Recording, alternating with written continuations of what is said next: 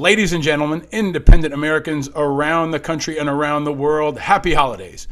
Before we get to the holiday break, seems like everything is on fire. Just in time for Christmas, Washington is a mess, COVID is ramping up, and politics is as nasty and as divisive as maybe we've ever seen. But we have a very special guest to help us make sense of it, a guy I've been eager to have on this show for a very long time, a person who guides the national conversation. I've been a guest on his show many times, but finally now the tables have turned. Excellent. The great and powerful Chuck Todd, welcome to Independent Americans, my friend. Mr. Rykoff, it is an honor and a pleasure. So I was trying to think about when we first met, and it has to be almost 20 years ago now, Chuck, when I was coming up. I got to think that right around, yeah. I've been at NBC 15, so at least 15 years. Yeah, and a lot has changed since then. And I want to get into politics, of course. I want to talk about the evolutions in the media, talk about the future. But a question I want to ask you that I ask everybody, where are you and how are you? Where am I? Well, physically, I'm in my house. I'm in my makeshift COVID studio. It used to be known as my guest bedroom. And now, of course, I think my mother thinks I just have come up with this as an excuse for her not to have a place to stay when she comes visit. But I am, here's what I always answer this question, and it is a truly honest answer. Personally, my kids are great. My family's great. Everything's great. I have a great job. I'm very lucky. But it's a miserable time to do this job. And it is a troubling time to be an American citizen, but it's a pretty important time to be doing what we're doing. I want to get into that because I feel like, now you've got multiple platforms. Mm-hmm. And, there's kind of different versions of Chuck. Sometimes you can let it fly and speak more from the heart. And there's other times where you got to play it a little bit more down the middle. But let's talk about doing media in this environment. I mean, I'm in my garage, which is probably much shittier than your living room. But we're all trying to make it work. And can you talk about what has it been like to do Meet the Press during COVID? I mean, you're in your living room. You had this thing behind you that kind of looked like a rocket launcher, but it was probably a camera or something. But how do you do? Now you got the board behind you. Okay. Yeah. I'll give you a little taste. Basically I can do I'm having to do things like they'll say, all right, we need you to do a hit. And I'm like, what month is it?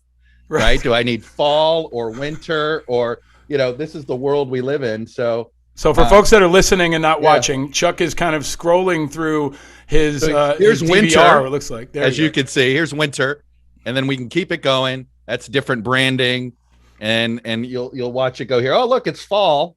As you can see here, the changing. That's summer. That's a good one here. So, look, this has been, I think, part so of Chuck, just for folks who are listening, you have a giant screen behind you and you're flipping through various Meet the Press backgrounds. And I've been telling friends who aren't in the media and politics space, hey, these folks are doing this from home. And they're like, no, they're not doing it from home. But you've been doing most of your show from this living room or this extra guest room? Actually, no. Over the last 6 months, I'm basically 75% of the time in studio. Okay. I have a daily cable show. I do that out of here on Tuesdays, but Wednesday through Friday, I do it from the bureau. Sundays is all from the bureau. Occasionally I'll do some one-off hits for other NBC programming from the house. What is interesting and just how and this is the sort of, what's the long-term impact of what COVID did? A couple of things. Number one is I think it has made it for those of us that work full-time in the industry, we're always going to have a camera at our house. And I say this, it's good and bad. Do you like to wake up at the office is one of the things I like to tell people. Do you like, that ain't great. At the same time, the convenience of being able to do it from here and then go back to dinner can be helpful with your kids. So I do think in this sense, if you get hired by NBC now, you're going to get a camera installed in your house. So you got to decide, it's almost like, look, that's just how the world works now. And I think the thing that I'm most concerned about post-COVID is there's nothing like an in-person interview. You and I are going to have a nice interview here, but that and look, you do it on video smartly because facial expressions matter, right? Especially if you're just having a one-on-one conversation, how you can, I have a better conversation with guests in person than I do when it's remote. And unfortunately now I think a lot of guests realize, oh, I'd love to do Meet the Press, but man, I don't want it to take up 12 hours of my day, meaning I don't want to fly to DC overnight. Can I just be in my living room? And it's going to be harder and harder to say no because the audience doesn't mind. We may mind, but the audience really doesn't mind. So that's something I think is long-term. And I think it's going to make the face-to-face interview more special. And for a guy like me who does a Sunday morning program, that's actually quite difficult because I think the face-to-face interview is what makes the show versus just another cable show. I don't know if it's true for you, but for me, it makes booking a whole lot easier. I mean, I can't get people to come to a place, but I can get them to do a Zoom for 10 minutes. On one hand, yes, that is true. But are you getting the conversation you want to have? Yeah. So can they hide? I mean, especially, you're asking some hard-hitting interviews, and sometimes folks, you don't have the warm-up, right? Like you're clicking the Zoom on, you go. So there's no bullshitting about sports beforehand. Correct. How's the weather, no, right? You're absolutely right. Because you sometimes want to see, there are different ways to ask a tough question, as you know. And sometimes having that conversation beforehand gives you a sense of, oh, I think I know how I'm going to be able to get them to respond. Because look, at the end of the day, there's some people that think people in the media ought to just act like some people do on Twitter, which is if you don't like what somebody's saying to you in an interview, just start to own them. Just start to yell at them. And, yeah, exactly. I view my job and that why people tune in to Meet the Press is they're looking for information. They're looking to understand why people have the views that they have. So my job is to surface that, and sometimes you do it in a friendly way, and sometimes it's an antagonistic way. It all depends on what you think is the best way to get what the viewer needs, and that's ultimately how I'm trying to think about this. Well, you're also the steward of this, nationally iconic show that's supposed to be the place for civility. Right? It's supposed to be a place for enlightenment. It's supposed to be a place for discourse. It's been that for generations of Americans. But now there's this whole new media environment. So can we talk a bit about that? People used to come to Meet the Press.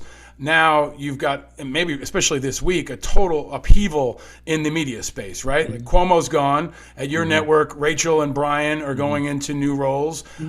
Chris Wallace is now going to CNN, but then simultaneously you've got the rise of Ben Shapiro and then Pod Save America and Joe Rogan, right, who gets, 20 million listeners per episode. Can you talk about what the future of especially political media looks like? And are we going to all devolve into dunking on each other on Twitter because that's what audiences expect? And it's going to come down to like you and C-SPAN as an alternative for people who want some kind of enlightenment? Well, look, this is my concern. It's hyper fragmentation, right? We are fragmenting in so many micro ways. There's a part of me that thinks that if we keep fragmenting, we may accidentally hit other bubbles. So what is my point on this? So if you have hyper fragmentation in politics, that's a bad thing.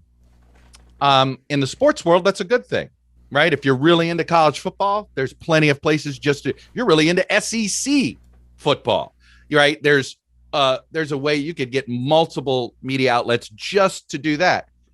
And maybe that accidentally gets you into a bubble that you don't get into politically, right? So there's a part of me that says, well, if we go to hyper fragmentation and everybody cherry picks their specialty on every interest of theirs, okay? Look, I think there are people that listen to political podcasts of one persuasion, but listen to your podcast for a different reason, and they may accidentally bump into another bubble. Right, because you're trying to. That's how I view Meet the Press. Like, look, I know maybe half my audience is of one persuasion, maybe a third of my audience is of another, and the other is sort of somewhere in the middle. I'm hoping to have these bubbles run into each other, and I think that's that's one situation we're in. The other thing that I think, and this is where I get frustrated, cable news is overhyped. And when it comes to its influence in the media landscape, there is more journalism done outside of cable news than within cable news. But the cable news personalities and the fact that cable news is viewed as sort of you pick your channel based on what your views are, rather than picking your channel based on what information you're trying to get. And, that is what concerns me. And I think you brought up Joe Rogan. And I've been watching him in a Ben Shapiro, Pod Save America. And and they probably would deny they're doing this, but if you listen to their first year of their podcast and you listen to what they've done now, it's clear they're catering to their listenership. They're catering to what will get them the most eyeballs fastest. And that is my concern with this kind of incentive structure that now exists in whatever you want to call this world of media. But I think cable news, because you have linear television is a shrinking audience. So people want to grasp, right, as much of it as they can before it goes. How do you do that? You make it an affirmation, not information. You see it with podcasts. Like the incentive structure of Facebook, it is about eyeballs. It is about getting an audience. Ditto with how how some of these things work and the way they make money. And so I am concerned that the incentive structure leads people to go to their viewers. And then you see, Joe Rogan's gone off into another place that I think a lot of us didn't think, oh, really? You believe that? I don't know whether he really believes it or is he's going there because that's where the audience is. Yeah. And that's where it's almost like a quick hit. Oh, right. Give me a hit. But objectively, so is Don Lemon, so is Rachel Maddow. That's my point. I'm saying left too. Right? Yeah. This is the business model. Right. This is and then you're going to have this problem, Paul, is that there's a great headline. Somebody said, we have a news problem in this country because basically the news is only created for the rich, red and blue. And I thought it was meaning this. Journalism is behind paywalls. In a lot of places, the good journalism, most newspapers are behind a paywall. So ergo, you have to have money to find out how you're being impacted, or you have to pick a side, right? If you want free media, that free media is hyper partisan. Right. So what do you do if you're an independent working class person just looking to find out what the hell's going on with your tax bill, with your grocery bill, with all this, and you don't feel like you're getting clean information? We have news deserts because of this now. Can we go deeper on that in a different way too, Chuck? I mean, look, the media, the cable news media is kind of like a self-licking ice cream cone, right? And it's become this giant thing unto itself. But as a guy who's got an independent media company, I don't, I'm everybody's guest, but I don't have an NBC camera. I'm still using the same MacBook Air, shitty for the last 3 years. But as this disruption is happening, there seems to be a center of gravity that I think is potentially most damaging, which is the collision of the existing party structure and corporate media. So is there going to be a time, or is it better for America for there to be a time when NBC doesn't host a debate, right? When Fox doesn't host a debate, because the last debates were garbage. I think we all saw it became maybe the worst of the spectacle of what politics can become. And I've had Errol Lewis on this show, right, who's trying to do debates for city council in New York 1 and many others. So is that not a key breaking point for the political parties, which have a stranglehold on one side of this, and the corporate media that have another stranglehold on the other side of it, as an independent and an unaffiliated person who digs into those issues regularly and wants more options? Is that not a key break point for us in politics, where Trump could have said, fuck the debates, I'm out, or a third party candidate could say, fuck the debates, I'm out? Is that not a key pivot point here in our democracy right now? Well, yes and no. I actually think the candidates have more power than ever. They just don't use it, because ultimately they're the content, right? If you're, that you can't have the debate without the candidates. So in some ways, the candidates are more in control than they've ever been. It used to be the media had a lot of control. Well, who else is going to deliver 20 million eyeballs? Well, I'm not saying, it's easy to get 20 million eyeballs outside of television, but it's not impossible. Yeah. And it is more than ever possible. So on one hand, I think I think there's more leverage than ever if the candidates choose to have it. But the political parties are different, and this goes down in it. The political parties have never been weaker as institutions. Right. They really have no control. If you really think about it, the political parties have not been able to rein in, sort of what is definitionally, you could argue, sort of out of control definition of what each party's become. And they're so desperate for relevancy, they'll take anybody who's popular. I joke that 5 years ago, Bernie Sanders and Donald Trump found two dead carcasses on the side of the road. One was a donkey and one was an elephant. and they created zombie versions of them both, and they sort of exist. They're kind of familiar, but they're not what they used to be, and they're a little bit different, and they're kind of, and they have, they're not able to actually, parties have no power to stop things, to change candidates, things like that, but because we live in this binary system, they survive because they're not the other guy. They're not the other zombie. So the political party weakness here, I think, is something while our partisanship has never been stronger, the political parties have never been weaker. I don't know, Chuck, can I ask you to go in? Because I don't know. I mean, I don't know if they're zombies as much as they're like ailing infrastructure, right? They're what we got.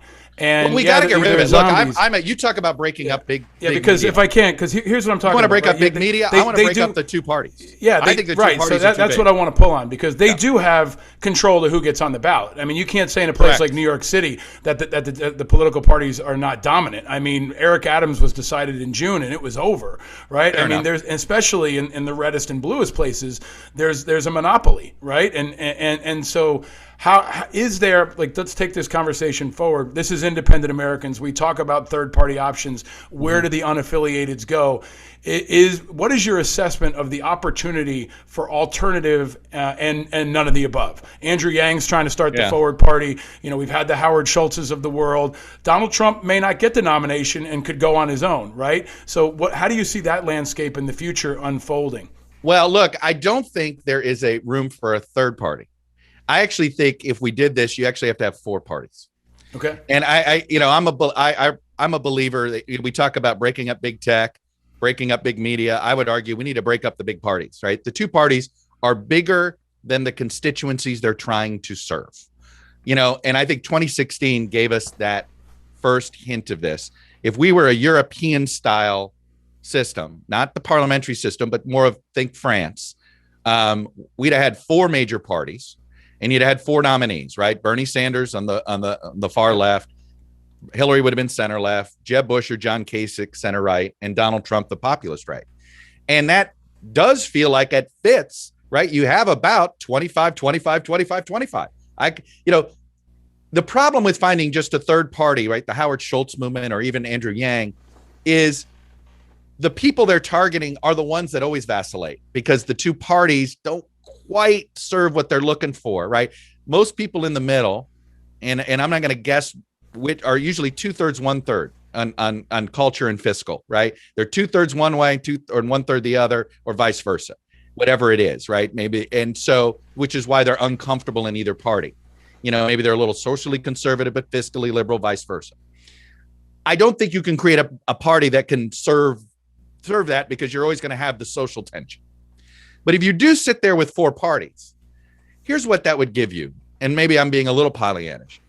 Nobody can get a majority. That's the good news. Everybody. So in order to gain power, you'd actually have to compromise to gain power. And if you learn to compromise to gain power, then all of a sudden you learn to compromise to enact power. So I really think it's about sort of changing the way we think about, if our founders wanted our answers to be compromises. They knew there wasn't going to be a one size fit all, or they would have created a structure that had the majority always wins. And they didn't quite do that, right? They wanted some sort of structure that created compromise, 2/3 to 1/3, whatever it is. And again, there's some things people argue, there's no compromise on X. The founders knew that and said, it doesn't matter. You got to build that into the system. If we had a four major party system, and the biggest impediment is ballot access. You are right on there. But if you basically got it where you got rid of the duopoly of ballot access, we go to this instant runoff voting, and then you find out what the coalition. In 16, maybe it would have been a Clinton Kasich coalition, and maybe it would have been a Trump Bernie coalition. Yeah, okay? I think there's actually, it seems to be, there's a race, right? Like, can we rebuild the structure before it burns to the ground? That's a great way of a great observation. You're absolutely right. And I think there is an increasing desire for ranked choice voting, for public financing, for leveling of the playing field. Well, I'm an advocate. Let me throw it at you this way. Good. The idea that we have two parties. imagine if every clothing store only had 2 sizes. Yeah. Yeah. But here's the other part that let's take that analogy. And the next generation doesn't even go into stores. Right? So there's a whole new generation that says none of the above. I'm not a joiner. Right. And I think that's good for democracy. George Washington didn't have a party allegiance. He warned us against the division of the parties.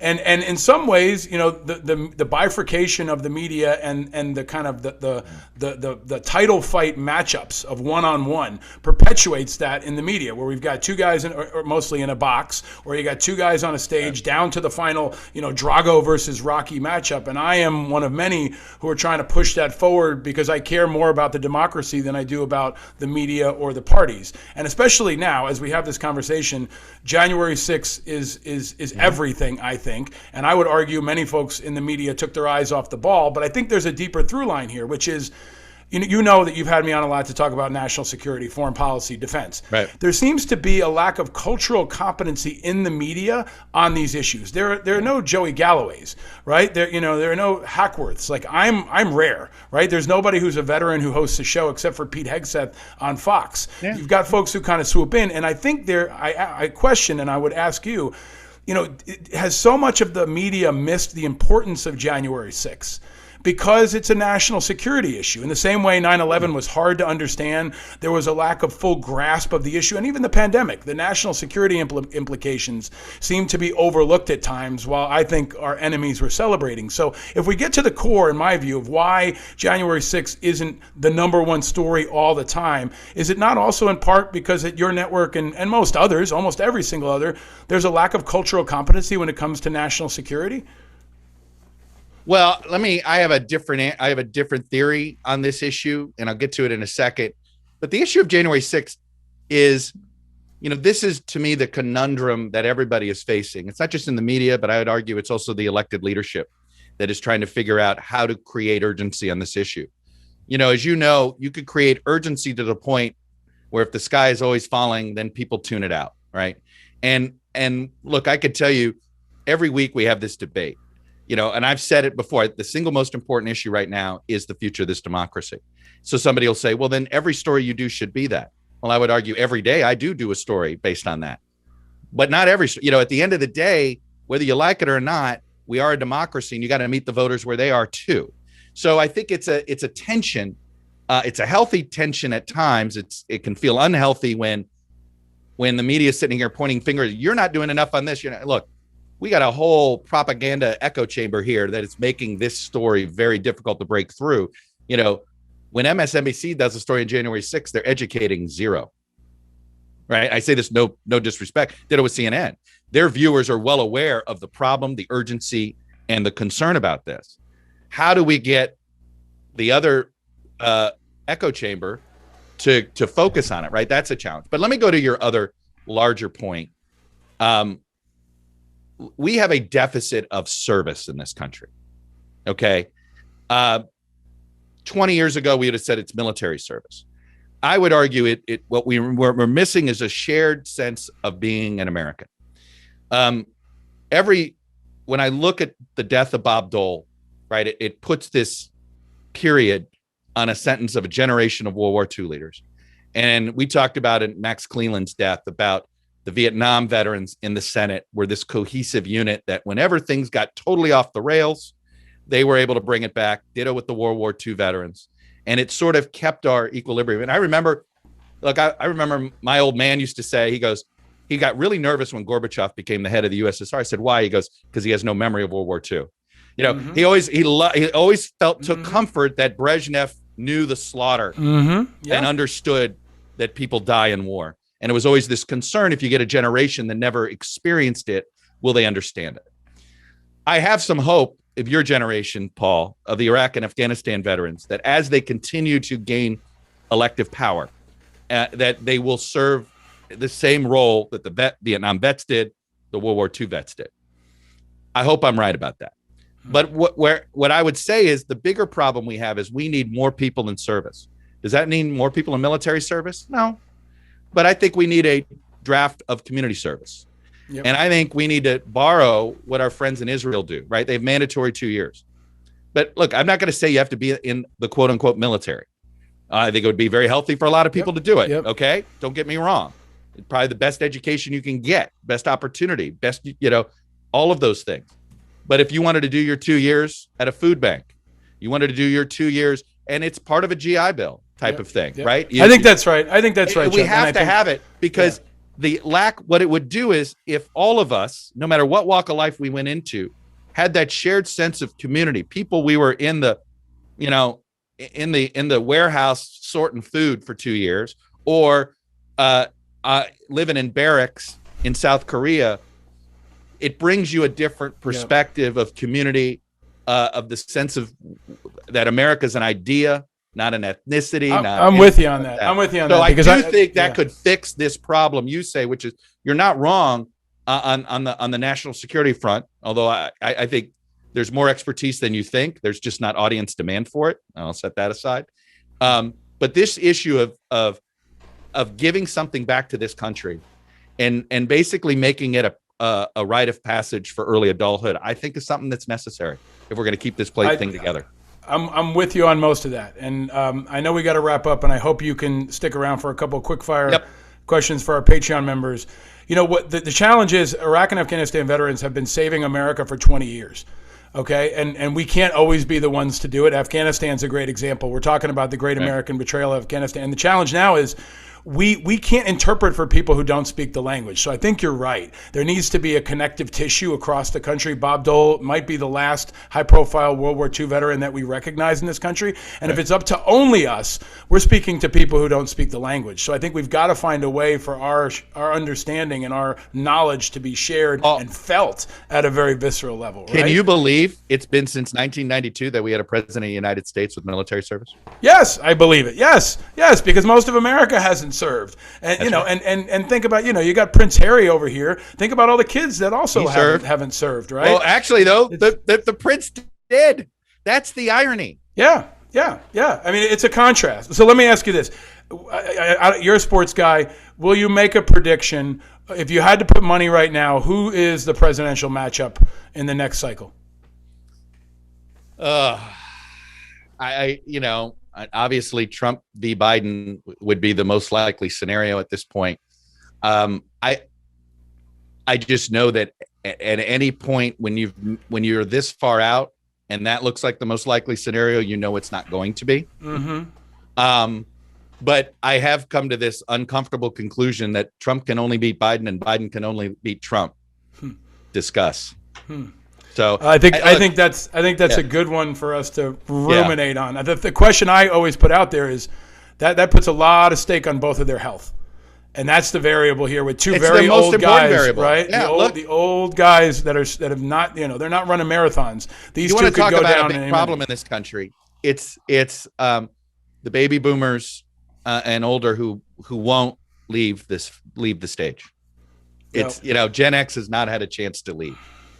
Well, they're gonna have it real quick, and I'm gonna thank you for coming by. Thank you for all you do. Thank you for your generosity in joining the show and for keeping the focus. You've been one of very few that have kept the focus on national security and defense. Thank you for saying that. I'm gonna stick around and ask you a couple quick fire questions, but thank you, Chuck Todd, for all you do. I hope that they don't make you work from your living room throughout the holiday. Thank you, Paul. That's all right. At least I have work, so I'll take it. Excellent. Happy holidays, my friend. Thank you. You too.